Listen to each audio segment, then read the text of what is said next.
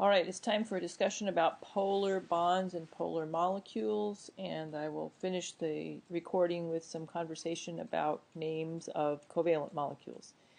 As seen in Chem Activity 17, polarity in molecules is due to bonds that are unequally shared, with electrons that are unequally shared, and the electrons are pulled towards the more electronegative atom in the bond. Electronegative atoms are predicted by whichever is closest to the upper right-hand corner of the periodic table nearest to fluorine. In the molecules shown here, we have water, where water has lone pairs that contribute to the negative character on this. The pink side of the diagram suggests negative character. The blue side suggests positive character. And it's due to the electronegativity of oxygen, which pulls electrons away from hydrogen in each case.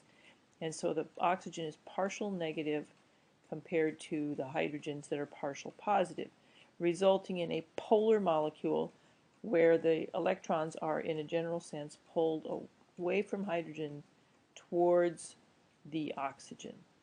The bonds are each polar. The OH bond in each case is polar. In the molecule on the right, we have what's called chloromethane. In each case here, we have some bond polarities shown. The polarity of the chlorine is always going to be negative, and the carbon near it, in the carbon in the same bond with it, will be partially positive. Chlorine being closer to fluorine on the periodic table will have the negative character, so that's why it's pink in this diagram. And the other end of the molecule shows up as blue, meaning that it's partially positive in character, reflecting the fact that this other end of the molecule has nothing electronegative. As mentioned in class, the CH bond polarity isn't small enough to be ignored, so the most significant part of it is the carbon and chlorine bond, which is definitely a polar bond, with the electrons being pulled towards the chlorine, represented by this arrow on the side, where the arrow points towards the negative end, and the positive end is on the opposite end of the arrow. Okay. Now, polarity depends on the shape of the molecule, which is why we had to start with Lewis structures, progress through molecular geometry, and then describe polarity. Because a molecule can have polar bonds but be nonpolar overall. The word that we talked about that must clarify this idea is whether or not something is symmetrical. Carbon dioxide is an easy example to work with in this case. Each of the carbon-oxygen bonds has electrons that are pulled towards the oxygen, and we can label the bond polarities with an arrow like this. And it shows you that the electrons are pulled away from carbon in each case, with no one end being plus, partial plus. There is no polarity in the sense that one end is different than the other. They're both partial negative, as reflected in the pink color in this electron density map. And the center is the positive part. So there's not two different ends to the molecule because it is very symmetrical. Therefore, we say there is zero polarity. This is a non-polar molecule. The other example shown here is for one with carbon with 4 chlorines on it. It's CCl4. It has a name. It's carbon tetrachloride. And we'll talk about names in a little bit. And in this case, each carbon-chlorine bond has electrons pulled away from carbon towards the chlorine. And if each bond is pulling away from carbon, but the chlorines are situated in the tetrahedral geometry that would be typical for carbon with 4 bonds and 4 electron domains, therefore, there is no net pull. No end of the molecule is positive. All of the positive characters hiding in the middle, and the chlorines are going to be negative. The rainbow diagram on the right doesn't make that especially obvious. It's kind of an odd coloration. But this is, again, a non-polar molecule because there is no plus end to the molecule. All right, let's look at some more examples.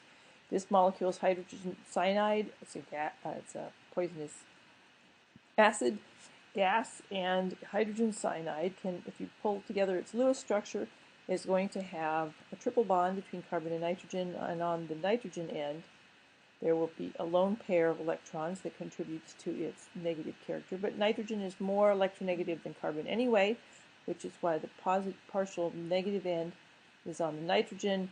The partial positive end will be on the opposite end, namely towards the hydrogen and carbon. But it's seriously only the CN bond that matters. We don't worry about the CH bond. And the electrons are being pulled away from the carbon towards the nitrogen. This molecule is very definitely polar. Lots of electron density on the nitrogen end. Another example of a molecule that's polar is one that has carbon and chlorine bond in it again.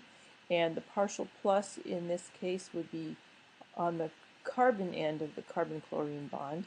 We will ignore the parts where we have carbon and hydrogen bonds because those are basically not worth worrying about. They are not polar.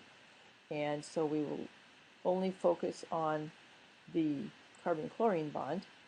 And so, again, there is nothing symmetrical about this to counteract the pull of chlorine away from carbon. And so the net pull of the molecule is such that there is partial negative character over on the right side of the molecule here in the rainbow diagram for the chlorine end, and partial positive away from it.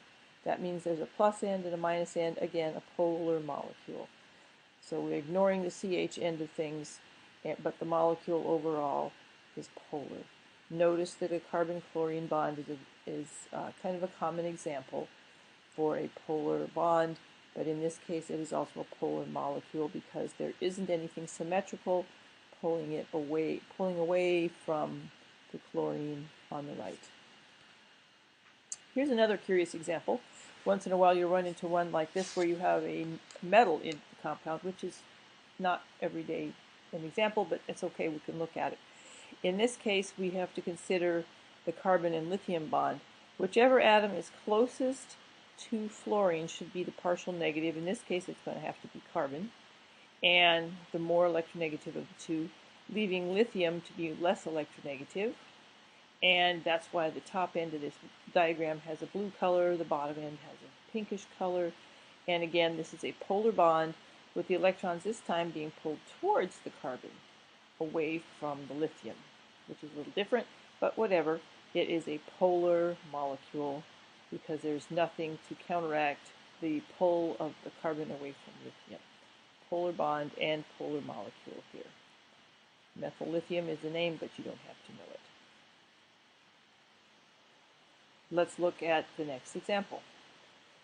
Another molecule is shown in one of the questions at the end of the chapter, and this is a good example of playing with both the concepts of the geometry and the partial positive, partial negative character. The molecule has a name, it's called acetamide. We will ignore again the CH end of the molecule, the CH bonds in the molecule as being nonpolar, and focus instead on the other parts. The carbon and oxygen bond, as shown in the CO2 and in Chem Activity 17, is a polar bond where there's a partial negative on the oxygen, being close to fluorine on the periodic table, partial positive on the carbon, and then also you could look at the NH bond, which isn't explicitly shown here in this diagram, but we'll start with this part, with a carbon-oxygen double bond. Now, the question initially in this one was to determine where lone pairs needed to be situated. In order to determine that, you have to remember that every atom should have an octet, and remember ordinary bonding patterns. So, if you remember that carbon is supposed to have 4 bonds, carbon is okay, and the hydrogens never get more than 1, so the hydrogen is okay. What about oxygen? Well, oxygen normally has 2 bonds and 2 lone pairs, so it doesn't have an octet if we only see the 2 bonds. So therefore, we're going to have to remember that there should be some lone pairs on the oxygen, which is consistent with that negative character, the partial negative of that electronegative atom. The other atom to check would be nitrogen. Nitrogen normally has 3 bonds, and if you look over to the right here, this bluish atom is nitrogen with its 1, 2, 3 bonds, 2 to hydrogen, and 1 to the neighboring carbon. So the nitrogen has certainly 3 bonds, which is typical, but that means it should still also have a lone pair in order to fill an octet. So where would the partial plus and partial minus regions on this molecule be? The partial plus and partial minus is determined by what is electronegative. The electronegative region is the pink region, and that would be the end near the oxygen. So this is the partial minus, and the pole of the other parts is not terribly conspicuously strong here from this diagram, but it's definitely the blue side is near the nitrogen, and that will be the partial positive side of the hydrogens attached to the nitrogen more specifically. All right, now for a few comments about naming binary molecular compounds. Pardon me, but the chapter reference here is inaccurate. I failed to update that one. This would be chapter 4. Chapter 4 has a description of how these are done. This is also found in Chem Activity 15 in your POGIL book in a much nice format. You should take a look at that one also, as I mentioned on a previous mini lecture. Binary compounds composed of only two elements can be ionic or molecular. When they're molecular, we're going to use a different means of naming things than we did with ionic compounds with cations and anions. To write the formulas, we always put the least electronegative element first. It's going to be close to the middle of the periodic table, and we normally just have to find them and interpret them. We don't have to decide which one goes first in most cases.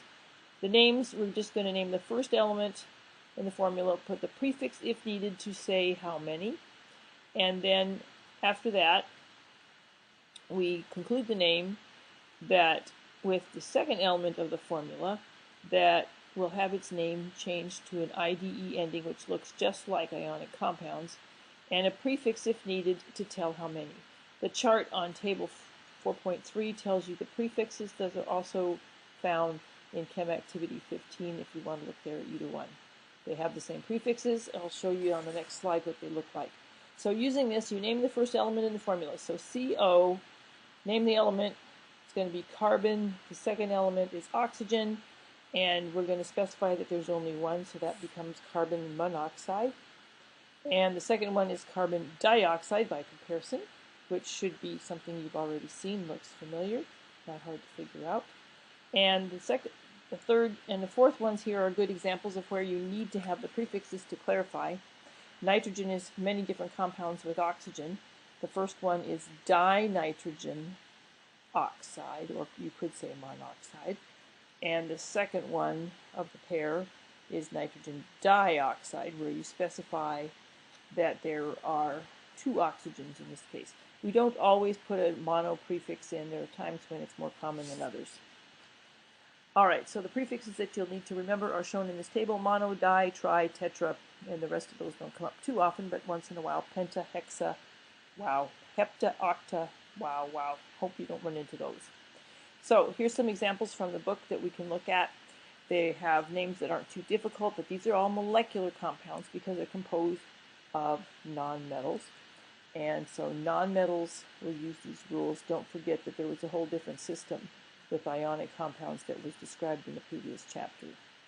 And so the first compound is going to be titanium tetrachloride, because it to specify the first element and how many of the second one, and you change its ending.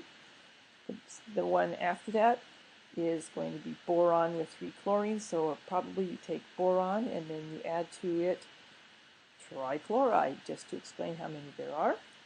The third one in this diagram here is nitrogen with 2 oxygens. Oh yeah, we saw that one, didn't we? So that's nitrogen dioxide.